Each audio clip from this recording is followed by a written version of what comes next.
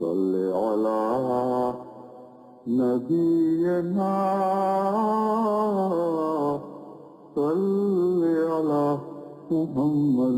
جرمنی میں جماعت احمدیہ کی 50 سے زائد مساجد قائم ہیں اور جرمنی میں تعمیر ہونے والی مساجد میں سے ہر 5ویں مسجد جماعت احمدیہ کی ہے۔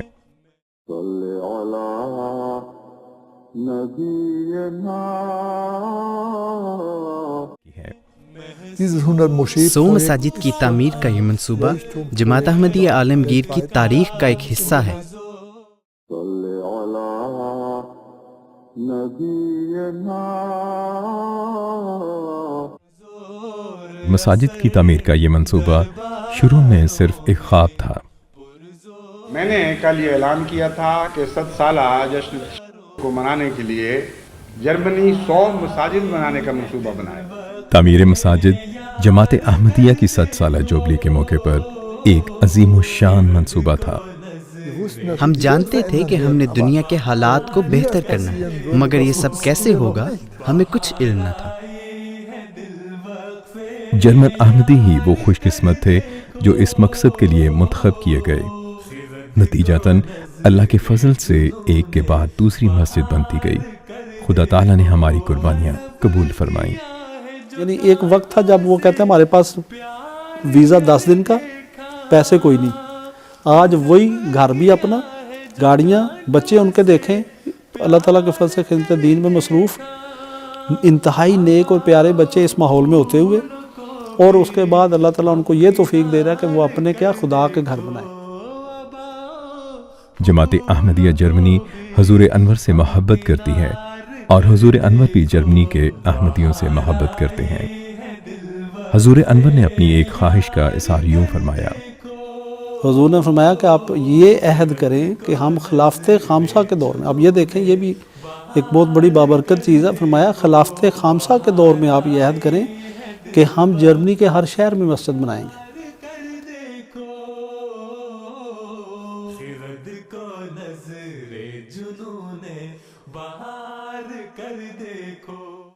جماعت احمدیہ مسلمہ کی مساجد نے جرمنی کی مسلم تاریخ میں ایک اہم کردار ادا کیا ہے، اور ان مساجد نے نہ صرف مسلمانوں کو اکٹھا کیا بلکہ سال ہر سال سے امن کی ضمانت کے طور پر قائم ہیں۔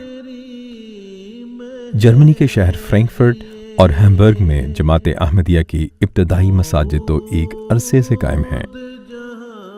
جیلمی صاحب نے، مجھے یاد ہے اب تو وہ وفات پا گئے، تو معلوم نہیں کہ آپ کے ریکارڈ میں یہ بات آ سکی کہ نہیں، انہوں نے مجھے بتایا کہ میں نے ایک ہی وقت میں مسجد نور میں کئی عیدیں پڑھائی ہیں، یعنی ایک عید کئی بار پڑھائی ہے۔ 20 بسیں جو ہیں وہ مختلف علاقوں سے یہاں آتی تھیں۔ واحد یہ مسجد تھی جس میں نماز عید کی وہ پڑھتے تھے۔ میں نے کہا وہ کس طرح؟ تو کہنے لگے کہ وہ اس طرح کہ تمام ترک جتنے بھی فرانکفورٹ کے علاقے میں ہوتے تھے وہ سارے وہیں عید کی نماز پڑھنے آ جاتے، ان کی کوئی مسجد نہیں تھی۔ اور ان دنوں اگر برف باری ہو رہی ہوتی تو چھوٹی سی مسجد ہے اور اس میں لوگ آ کے نماز پڑھتے، اور سینکڑوں لوگ باہر کھڑے ہوئے ہیں برف باری کے اندر، اور مجھے ریکویسٹ کی جاتی کہ آپ مصلی کے اوپر بیٹھے رہیں۔ وہ گروپ سارا باہر چلا جاتا، پھر دوسرے آتے وہ نماز پڑھتے، میں پھر ان کو عید کی نماز پہ پڑھاتا۔ پھر وہ ہم سے کھڑے ہو کر ریکویسٹ کرتے کہ امام صاحب آپ مصلی پہ بیٹھ رہے ہیں، ایک گروپ اور آ رہا ہے۔ کہنے لگے کہ میں نے 3 4 5 دفعہ ایک ہی عید کی نماز پڑھائی ہے۔ آج بھی جماعت احمدیہ کی مساجد قیام امن کے لیے کوشاں ہیں، اور اس بات کا مسلم ثبوت ہے کہ ایک مسجد دلوں کی تبدیلی کا باعث بنتی ہے۔ ایک آدمی آیا یہاں پہ، عربی تھا وہ، تو اس نے مینار دیکھا ہے، تو اندر آگے آ کر لگا کہ میں اس طرح عربی ہوں، یہاں پہ آیا ہوں تو میں نماز پڑھ سکتا ہوں، کہ ضرور پڑھیں۔ مینار کو دیکھ رہا تھا، مسجد کو دیکھا، اس نے روتا چلا جا رہا تھا۔ اس کو اتنی محبت تھی مسجد سے کہ اس ملک میں اس جگہ پہ مسجد، تو مسجد جو ہے یہ خود بخود لے کے آتی ہے لوگوں کو۔ ہماری مساجد کے دروازے سب کے لیے کھلے ہیں۔ ہم خود بھی لوگوں سے ملتے ہیں اور انہیں اپنی مساجد میں مدعو کرتے ہیں۔ جہاں بھی ہماری مساجد قائم ہیں وہاں خاص طور پر بہت سی تبلیغی سرگرمیاں ہوتی ہیں۔ بہت سے لوگ آتے ہیں اللہ تعالیٰ کے فضل سے، مسجد ہونے کی وجہ سے بے شمار لوگ آتے ہیں جن سے پھر اسلام کا تعارف ہوتا ہے. مثال کے طور پہ اسکول کے بچے آتے ہیں، اسکول کی کلاسز ہیں، کالج یونیورسٹیز کی کلاسز ہیں، وہ آتی ہیں، سیاستدان آتے ہیں. یہ مساجد نہ صرف احباب جماعت کے لیے اہم کردار ادا کرتی ہیں بلکہ غیر از جماعت احباب کے لیے بھی باعث کشش ہیں. ہم نے دیکھا ہے کہ شہر کے میئر صاحب فوراً کہتے ہیں کہ یہ ہماری مسجد ہے، اور وہ اسے اپنی مسجد کے طور پر قبول کرتے ہیں، اور ہمیں پہلے اس بات کا اندازہ نہ تھا. پہلے جو 2 تھیں وہ اب 50 سے زائد ہو چکی ہیں.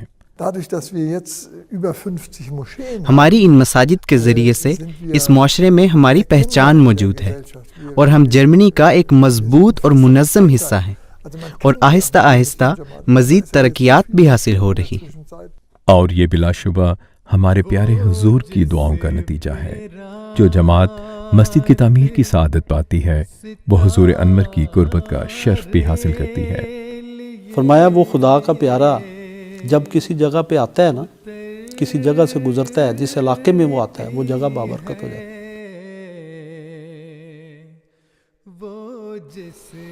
کسی کی طرف دیکھ لے اس کی بخشش کا سامان ہو جاتا ہے. کسی کو ٹچ کر لے، کسی کو ہاتھ لگائے، اس کی شفا کا موجب ہو جاتا ہے. اس کا بچا ہوا کھانا اگر مل جائے، پس خوردہ جسے کہتے ہیں، فرمایا تو وہ اس کی شفا کا موجب ہو جاتا ہے.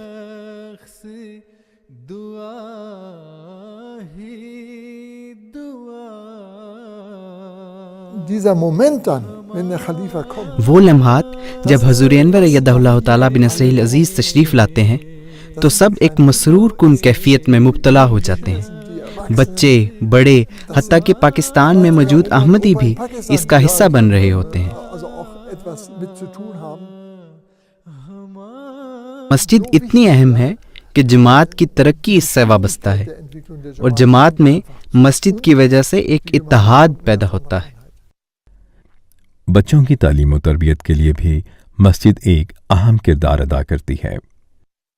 بچوں کے اوپر اس کا بہت بڑا اثر پڑتا ہے. بچے جب مسجد میں آتے ہیں ان کو اپنی جو روایات ہیں، جو ٹریڈیشنز ہیں ہماری، ان کا پتہ چلتا ہے. ایک دوسرے سے میل ملاپ ہوتا ہے، محبت بڑھتی ہے. بچے اور بڑے اپنی مسجد سے خاص محبت رکھتے ہیں، اور یہاں ان کے لیے بہت سے مواقع میسر ہوتے ہیں. اسکولوں اور کنڈر گارڈن وغیرہ میں وہ ان کا ذکر کرتے ہیں. بچوں کی ترقی اور تربیت میں اس بات سے بہت فرق پڑتا ہے کہ وہ گھر کے کسی حصے کے بجائے مسجد میں اسلام کی تعلیمات سیکھیں. ہمیں اس ماحول میں اپنے بچوں کے اخلاق کی غیر معمولی حفاظت کی ضرورت ہے. اور خاص طور پر یورپ میں مساجد کا ہونا یہ ہماری روحانی ترقی کے لیے بہت ضروری ہے. صلی علی نبینا. ہمارے کام تو ہمیشہ خدا کیا کرتا ہے. ہم سے انگلیاں لگواتا ہے، ہم سے ہاتھ لگواتا ہے. جس طرح باپ بچے کو کوئی بوجھل چیز اٹھانے کے لیے کہتا ہے، اگر بچہ آگے سے گستاخانہ طور پر یہ نہ کہے کہ یہ کیا پاگلوں والی بات ہے، میں نہیں اٹھا سکتا، بلکہ وہ ہاتھ لگا کر اٹھانے کی کوشش کرے، تو باپ بڑے پیار اور ہوشیاری کے ساتھ اس طرح وہ میز اٹھاتا ہے کہ بچہ یہی سمجھ رہا ہوتا ہے کہ اس نے اٹھائی.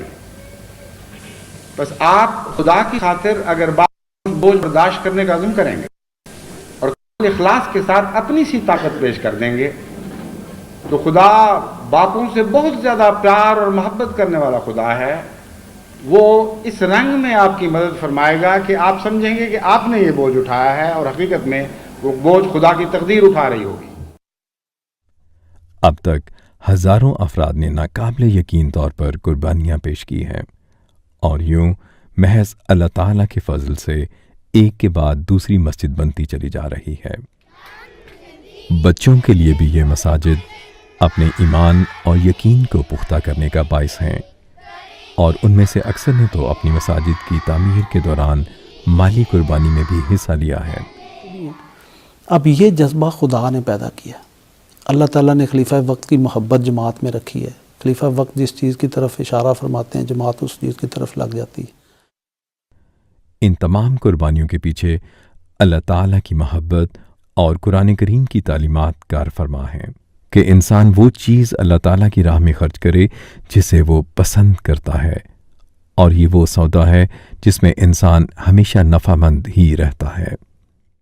صلی علی نبینا صلی علی محمد صلی علی شفیعنا صلی علی محمد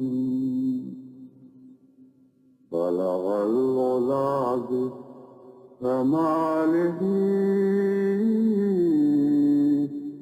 كشف الدجى بجماله